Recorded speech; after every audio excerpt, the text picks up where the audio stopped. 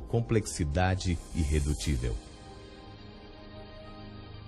O termo complexidade irredutível foi inventado por Mike Behe ao descrever estas máquinas moleculares. O que se diz basicamente é que se tem muitos componentes numa organela ou sistema celular, sendo todos eles necessários ao seu funcionamento. Isto é, se você remove uma peça, então perde a funcionalidade desse sistema.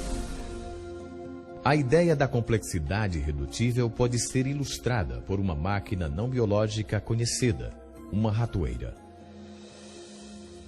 A ratoeira é composta de 5 partes básicas: um gancho para segurar a isca, uma mola forte, um arame fino e arqueado chamado martelo, outro gancho que prende o martelo no lugar e um suporte sobre o qual o sistema completo é montado. Se uma destas partes estiver faltando ou for defeituosa, o mecanismo não vai funcionar. Todos os componentes deste sistema irredutível complexo devem estar presentes de modo simultâneo para que a máquina possa desempenhar sua função, pegar o rato. A complexidade irredutível também pode ser aplicada a máquinas biológicas, inclusive ao motor flagelar. No final das contas, há cerca de 40 partes diferentes de proteínas que são necessárias ao funcionamento desta máquina, e se uma delas estiver faltando, então você tem um flagelo que não funciona porque o gancho está faltando, ou o eixo, ou seja o que for, ou nem mesmo se liga à célula. Em termos evolucionários, é preciso ser capaz de explicar como se pode montar este sistema gradualmente, quando não há função, até que se tenha todas as partes no lugar.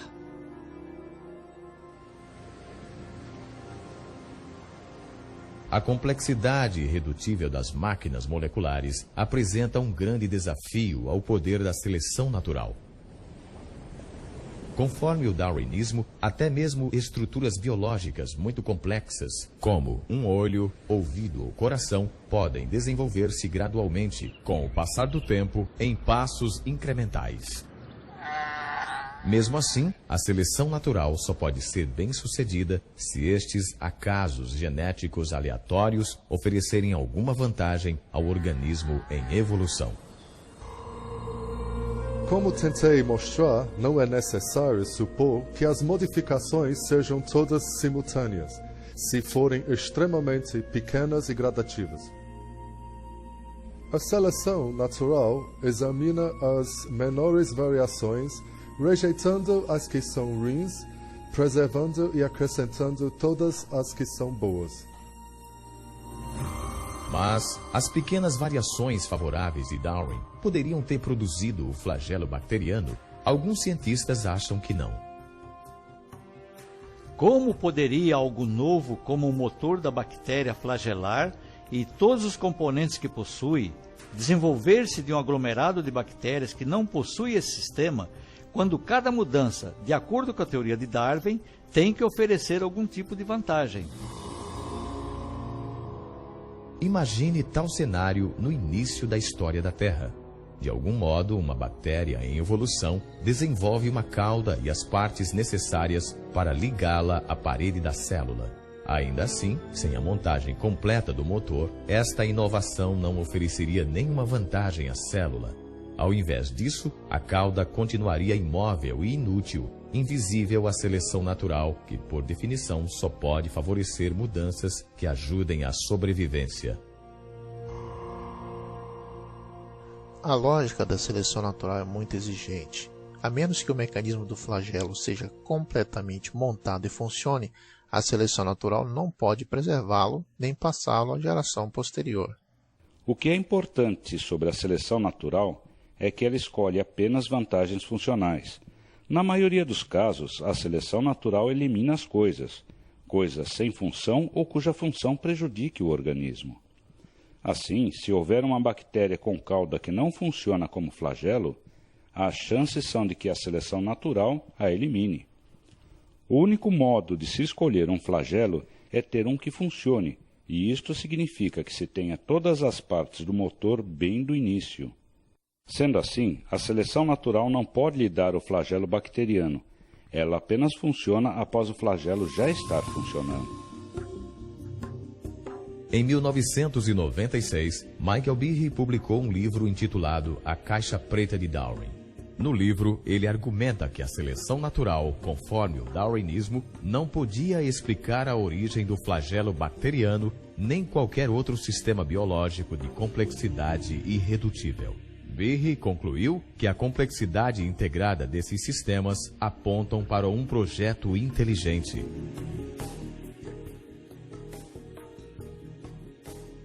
A Caixa Preta de Darwin criou uma controvérsia imediata.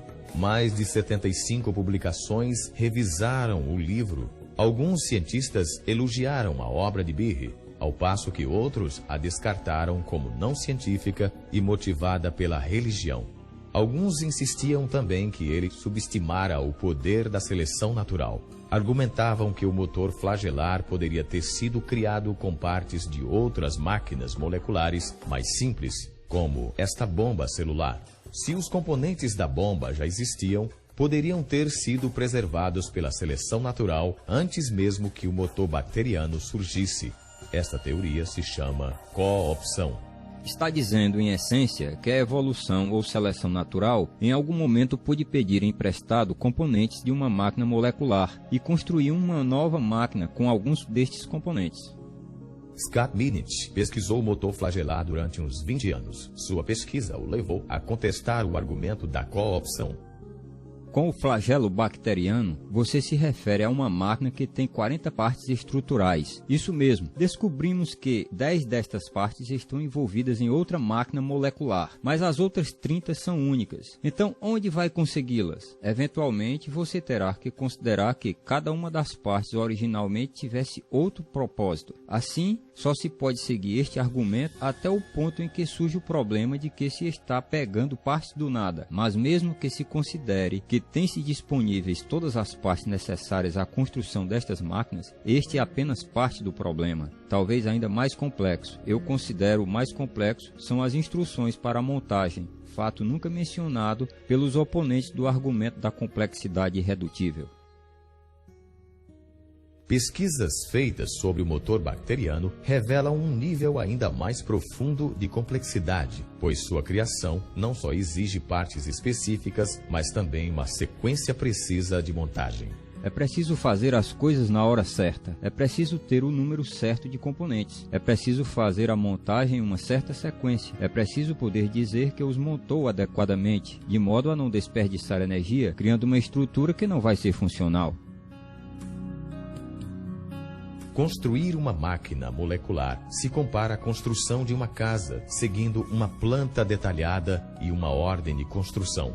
O alicerce de uma casa é feito antes de construir as paredes.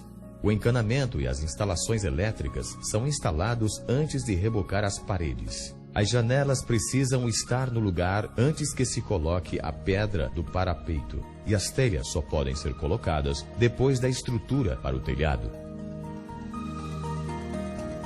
A mesma coisa acontece na criação de um motor flagelar. Esta estrutura é feita de dentro para fora. Conta-se o número de componentes na construção de um anel, da parte fixa do motor, e depois de montado algo diz: tudo bem, não se precisa mais desse componente. Acrescentamos então um eixo, um anel, outro eixo e um cotovelo. Quando o cotovelo chega a certo tamanho e certo grau de curvatura, mais ou menos 90 graus, termina aquele processo e então se começa a acrescentar os componentes para a hélice. Tudo isso é feito numa sequência precisa, exatamente como se constrói uma casa.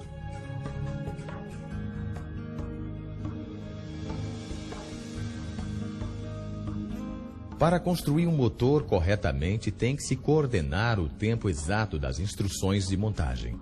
Mas como a seleção natural podia fazer isso? A coopção não explica isto. Para construir esse mecanismo flagelar, ou milhares de outros mecanismos na célula, exige-se que outras máquinas regulem a montagem destas estruturas e que estas máquinas, por sua vez, exijam outras máquinas para a sua montagem. Se uma destas partes estiver faltando ou for colocada no lugar errado, seu motor não vai funcionar. Assim, O aparelho para a montagem do motor flagelar é, em si mesmo, um complexo irredutível. De fato, o que temos aqui é uma complexidade irredutível do começo ao fim.